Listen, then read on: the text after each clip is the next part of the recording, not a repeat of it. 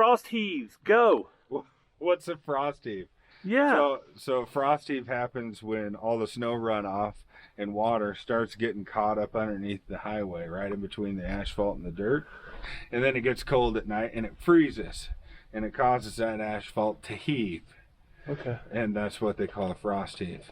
So it's cracks? It's cracks in the asphalt, but a lot of times, like when you see the asphalt and you see those little gentle bumps in the road, like you see those little bumps in the road that, like, it's the beginning of a pothole. Okay. A lot of times where those potholes start, is from a small crack or divot. Okay. But those frost heaves, that water and ice gets built under the road and it freezes and it heaves a little.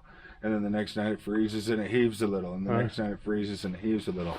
So there'll be like weird dips and grooves kind of going through the road. But basically it's broken pavement that the state doesn't want to come fix. Yeah, it's humps that, well, and not only do they not want to fix it, it's going to happen over and over. Okay.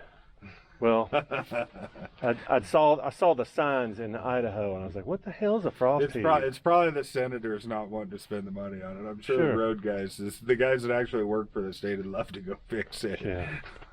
Probably not. They're getting paid whether they fix it or not. Yeah. Frost heaves. There you go, folks. That's a frost heave.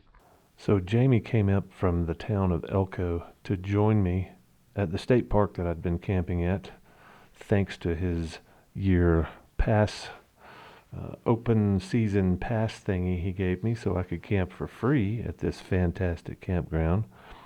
But he picked me up at the campground and went over a few of the questions that I had, like frost heaves, and then we got on the bikes and rode towards the most remote town in America. And this thing is remote because you see right here, it's gravel roads, and it's about 50 miles one way to get to Jarbidge.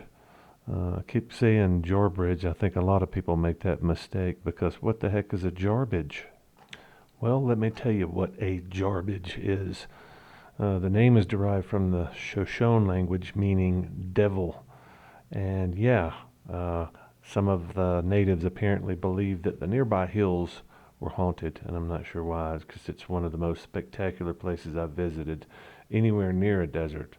And you can see we're riding through all kinds of aspens here, which was a real shock, but it's the first of many shocks. The rolling hills turned into mountains, turned into canyons, turned into just amazing geology that's buried in the northern corner of Nevada. And the funny thing is, Nevada, the entire state of Nevada observes Pacific time, but yet this area here, since they're so close to their neighbors, they're closer to their neighbors than anything else, and their neighbors are on mountain time, so they unofficially observe mountain time in this area. And this is one of our first stops here, this little cave creek area, which is magnificent and apparently floods several times a year. You gotta say it. Nevada. ADV Nevada. This is a pretty sweet camp spot right here. Oh yeah, this is. The water runs right along these cliffs back here. It is Wow. it's only like 15 miles, but it gets around a little more.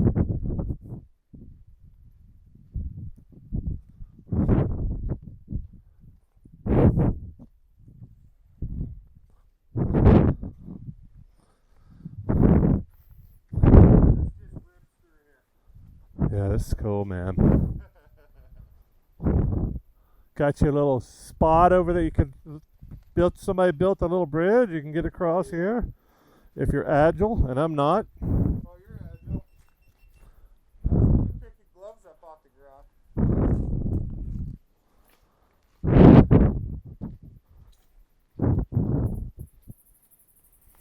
Ah! Yeah, so tell me, the Indians used to camp here, and there was a big village, right? And now there's just a bunch of Mormons. Yeah, you'll have to Google it. Well, it looks like fire has been here. If you look at all them caves, they all look black inside. Yeah. Well, making use out of a pre-made home. That's what I call it. Yeah, this is cool, man. I knew you guys had some surprises up here. I'm excited to just now be scratching the surface.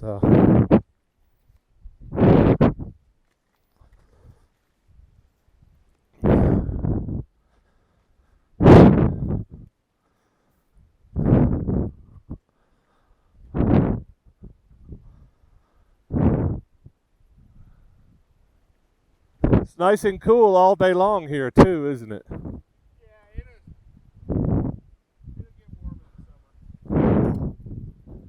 Well, it is the summer.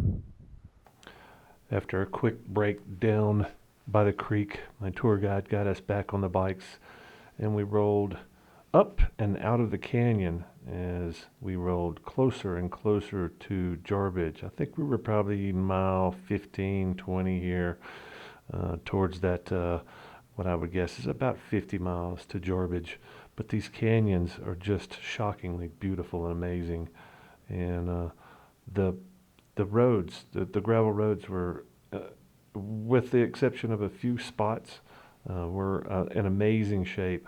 They're either very well kept, very well maintained, or maybe the lack of water, the lack of rainfall, prevents the destruction by vehicles. But I think this section here, I think we saw about 5 vehicles for the next 30, 40 miles, maybe. Once we got closer to Jarbidge, of course, there's lots more traffic, there's lots more tourists over in that area, and there's people that live over there. But yeah, this was a pretty sweet canyon to ride through, and it's just kind of shocking when you look around and see what the rest of Nevada looks like. It's just a desert, and just to see this much greenery, this much trees, it's just kind of breathtaking and shocking, and you'd never know this stuff was here riding down the big highways of Nevada, because you just don't see this.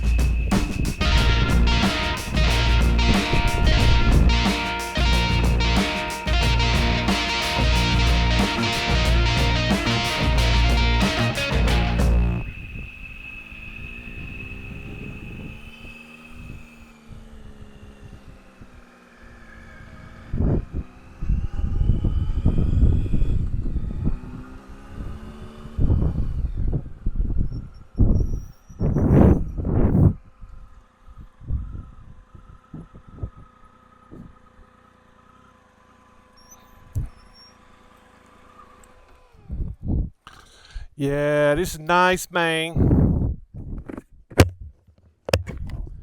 This is nice, man. Oh, wow. Look, you can go all the way. Ooh, yeah. Yeah, you probably don't want to start a fire up here, but shit, man, this is freaking nice. Yeah, I'm wondering who built this road to start with, because there's no farming out here, I don't think. Well, maybe there is. Maybe there's still some. Yeah, this looks like it hasn't been too long since it was flat. Maybe like plains. Man, this is beautiful up here. Holy crap.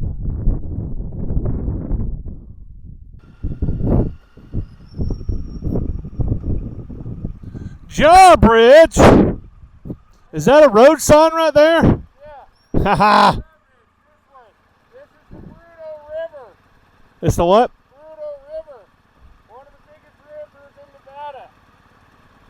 One more time. Bruno River. Bluto? Bruno. Bruno, got it. I know what it. One of the biggest rivers in Nevada. Very cool.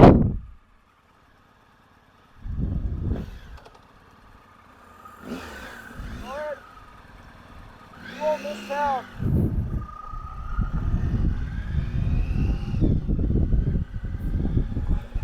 Since Jamie let me get out front, I decided to take advantage of the empty gravel road, which was in amazing condition. And since it's running along the Bruno River, it's turns out it's very crooked.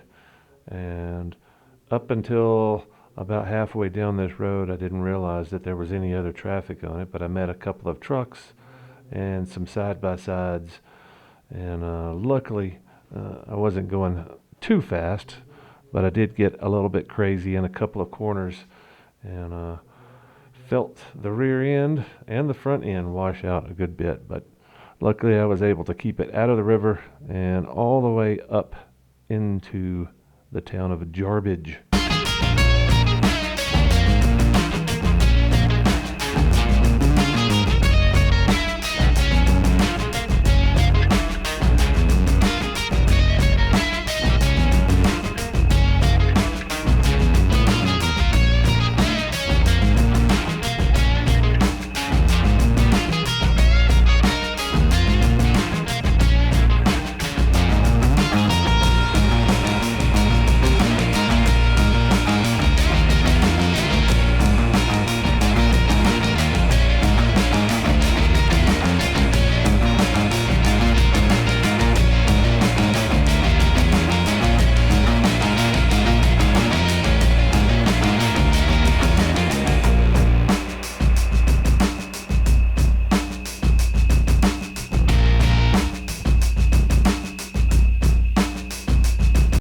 Once we made it into town, I was quite surprised at how many people lived here.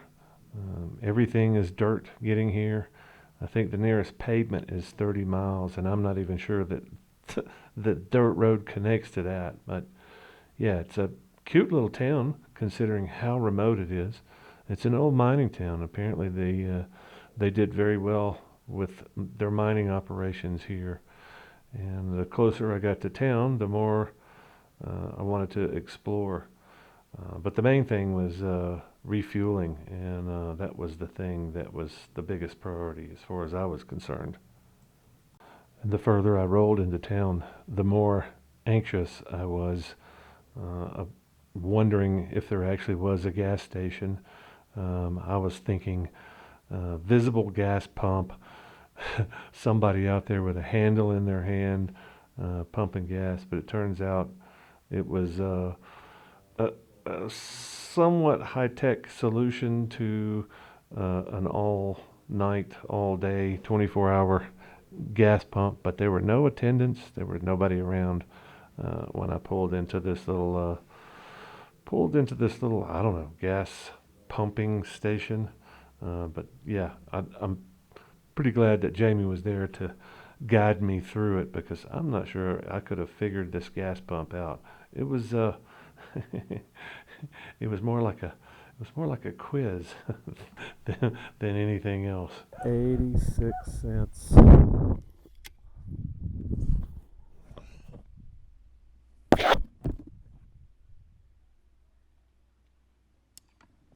you know there's going to be there's going to be something every 50 miles. You just can't pass more than 50 miles.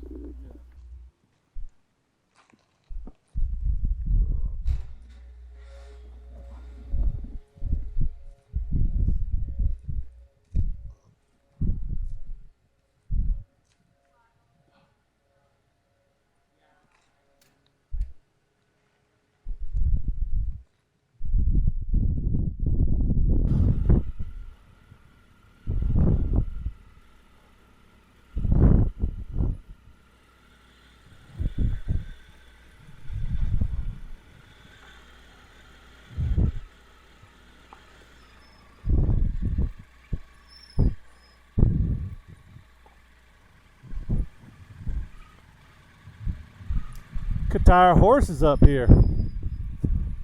And of course, we couldn't pass by a saloon without stopping in and grabbing a beer and a delicious hamburger. Kind of shocking being out in the middle of nowhere. And a delicious tasting icky IPA. They're known for their bones around here. Jacklegs. Yeah. What would you call that thing? Looks like some kind of little tractor, but That's a little dozer. that's a dozer. An old dozer, yeah. Doesn't have the blade on it anymore, but it is an old dozer. It's pretty badass. There used to be a seat here. I'm guessing this was a... Yeah. Damn, maybe that's the seat. That's forward reverse. Oh, I'm thinking. okay. Yeah. Oh yeah, it goes right down to the transfer case. Yeah, that's pretty badass. I think somebody needs to bring this thing back to life. Ah, I'm with you. What is that, a 3-cylinder? Holy Yeah. shit. With the coffee can muffler. Those are some of the best. Jarbidge, There you go. home of the Humboldt National Forest Ranger Station here at Mahoney. Dave Bourne discovered gold in the same year, 1908. 1,500 miners living in mainly tents. The president excluded Jarbidge from the forest in 1911, allowing private ownership of the land. Lively business district, including numerous multi-story buildings. The eatery built of bottles was leveled by fire. Rarely exceeded 200. The mines closed in the 1930s after receiving, producing about 10 million in gold. Yeah. Last stagecoach robbery in the United States happened near this site in 1916. Well, there it is. There's confirmation on a wooden sign. Yeah. So where's the jack They leg? don't have one over there. Sorry, let you down. We walked all this way. You'll have to Google that one. Looks like we're rolling into a storm, bro.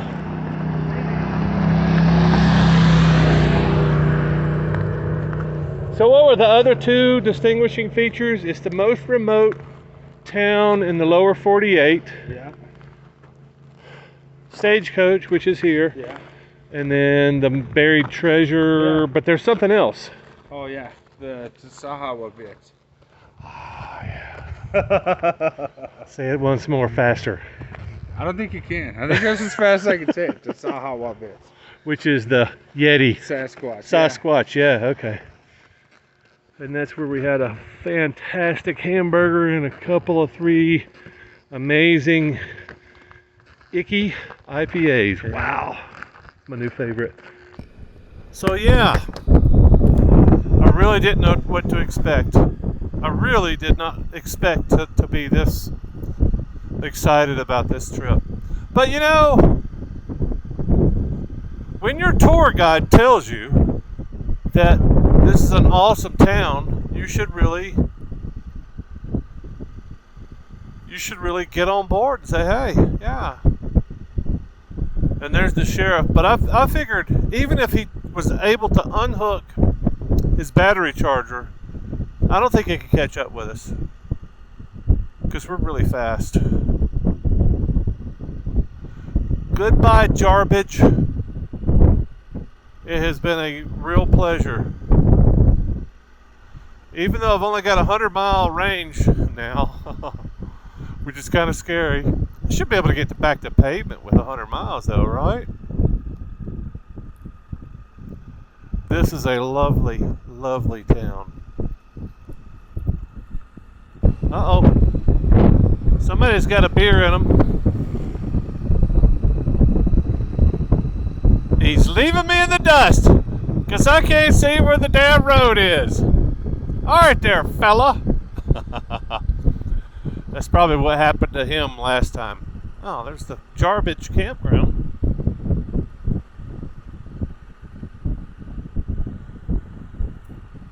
There's people actually camping out here. Oh. So the only pavement that I've seen since we've been out here, since we left the campground that I was staying in, the only pavement we've hit are at the bridges, and that's not even every bridge. It's just a handful of bridges. So yeah, this is pretty amazing stuff out here. Fantastic. What a great day. Yeah, exploring America. Well, not just that, it just takes you such a long time. I mean, I've spent almost my whole adult life in Alabama. But do I know every spot in Alabama? Hell no. I know some really cool spots in about 15, 20 counties. And that's about it.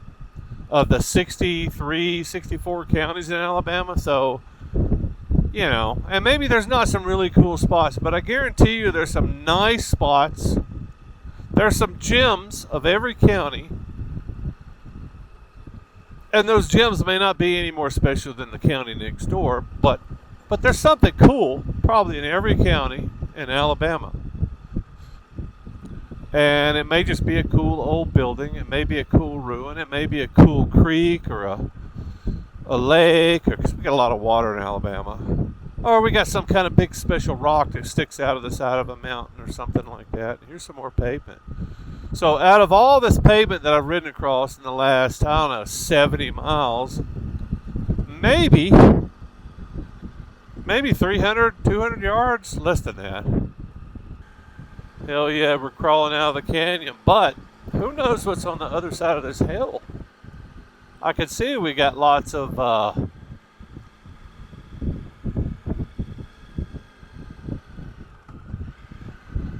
aspens up here. There's a few washboards and a few rocks, but oh yeah, this is nice. It's times like these I wish my camera was on the other side of my helmet so I could get over to the side of the road and show you. Woo! It's only 200 feet down to my death. Yeah, this is fantastic. Would it be better on a mid-sized dual sport? Oh yeah. Is it okay on my adventure bike? Well, yeah, considering I wouldn't be here in this little valley in the middle of northern Nevada on the border of Idaho without this bike. Considering that, yeah, it's the best bike I could bring. At this point in my life, it's the best bike that I can bring. So here we are on the best bike. Welcome to Nevada, Idaho.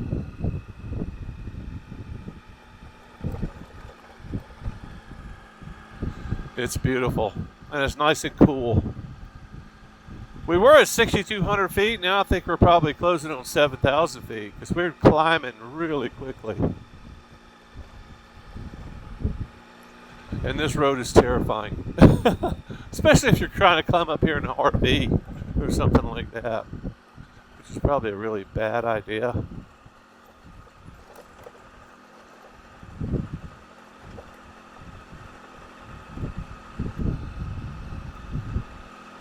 But look, Ma, no clutch. Wow, this mountain is amazing. This is amazing. But look at these little bushes here. That look like some kind of an acacia. Bet that's what they are. I'll have to look those up. I think I got a pretty good shot of one of them. Wow. It's like a 8% grade here.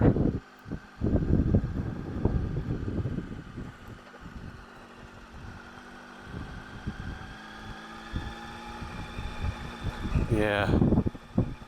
And this is optically something out of this world. All right, there, a little side by side. Traffic is still, like Jamie said, traffic is not that bad today, and I kind of agree with him. Something this awesome probably should have a lot more traffic on it.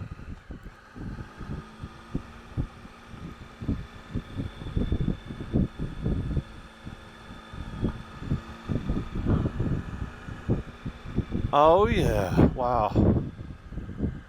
That is pretty spectacular. Let me see if I can turn around and get a good shot of that. Probably not.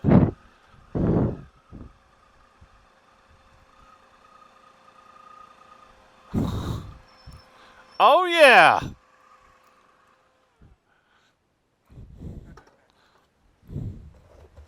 You gotta send me some drone footage, man.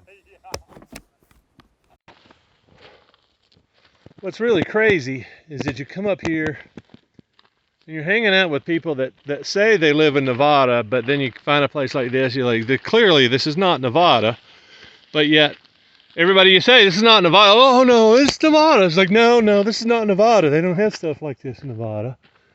And you just keep walking around. It's like, no, that's not Nevada. This is not Nevada. I mean, it's a 8 to 10, maybe 12% grade here that goes down.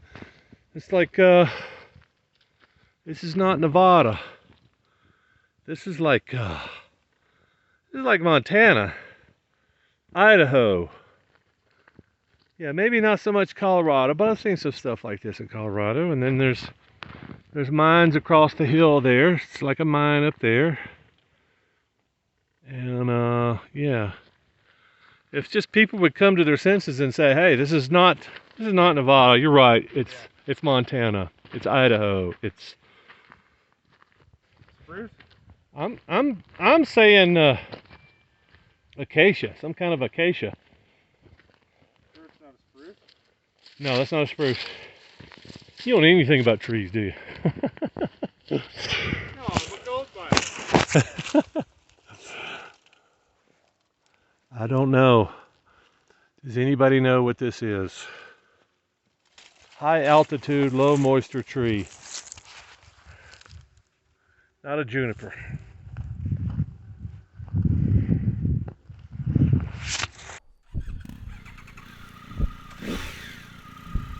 We're on the BDR, folks.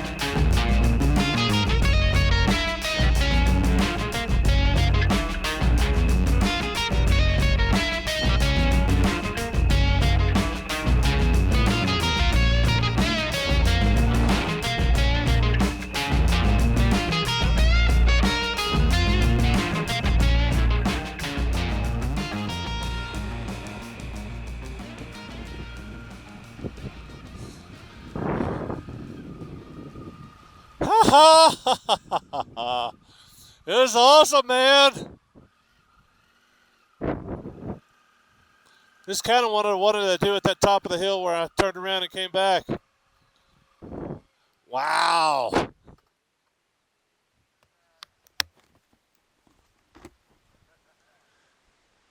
Yeah, but you keep saying Nevada, and you know it's a lie.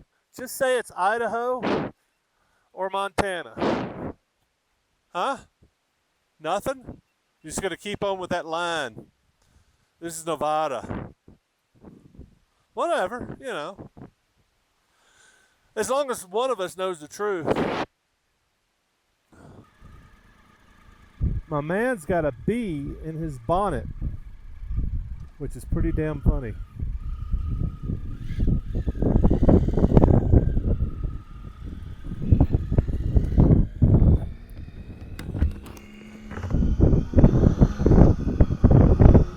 Gotta have me some of that brown sugar. Man, it's gonna change your life.